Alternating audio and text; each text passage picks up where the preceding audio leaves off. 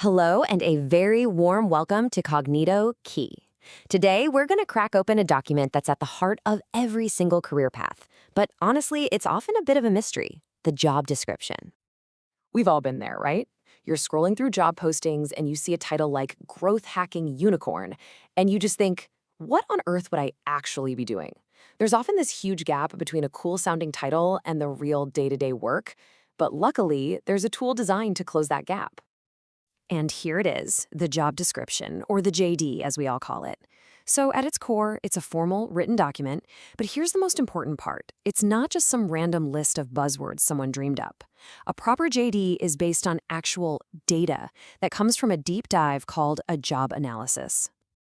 So what that means is that a really good job description, it doesn't just appear out of thin air. No, it's the final piece of a very deliberate process. A company first analyzes what the role is all about, they collect all the necessary data, and then they write the description.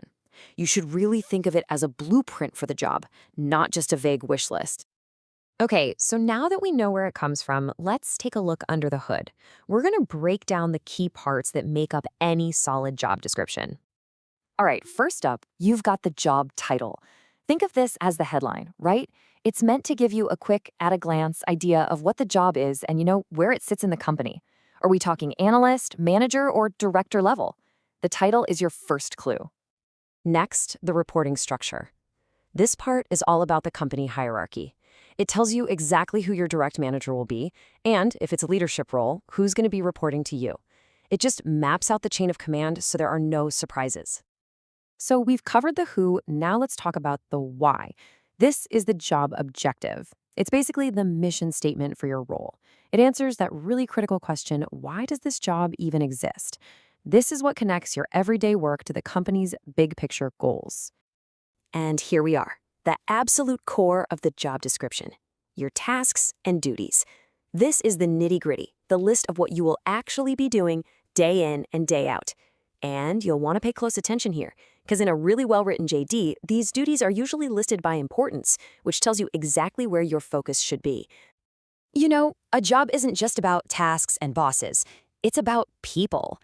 This section gets into the human side of things. How will you work with others? Are you going to be flying solo, or are you part of a super collaborative team? This really defines the social fabric of your role. And finally, this one's a biggie, but people often skim over it, your authority limits. This basically tells you where your power to make decisions starts and where it stops. It makes it super clear when you can just go for it and when you need to get the go-ahead from someone else. Understanding this is absolutely crucial. Okay, so we've taken it apart piece by piece. But why does all this matter so much? Let's talk about why the JD is so much more than just a piece of paper you see when you apply for a job. It's a real powerhouse tool. I absolutely love this description, a yardstick. It's perfect, isn't it? Because a good JD isn't just to get you hired, it's the measuring stick for your success in that role. It just gets rid of all the guesswork for both you and your manager. So let's follow a JD on its journey, okay? It all starts way back in HR planning, helping the company figure out what kinds of people they need. Then, of course, it moves into recruitment to find the right person.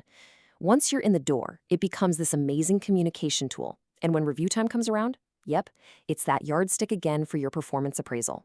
And get this, it even plays a role in your salary, helping to make sure your pay is fair. It really is a foundational document. All right, let's do a super quick recap. A job description isn't random. It's a formal document born from a deep dive job analysis. It breaks down everything, your title, your tasks, who you report to, and what decisions you can make. It's a vital tool for the entire journey of an employee, and at the end of the day, it's all about creating clarity for everyone. So before we go, I'm really curious to hear from you. When you're looking at a job description, what's the one thing you zoom in on? Is it the list of day-to-day tasks, the job title itself, or is it all about the team and the relationships? Drop your thoughts in the comments below. I really hope this helped you unlock the job description. If you found this useful, it would be amazing if you could give this a like, share it with someone, and of course, subscribe to Cognito Key for more insights just like this.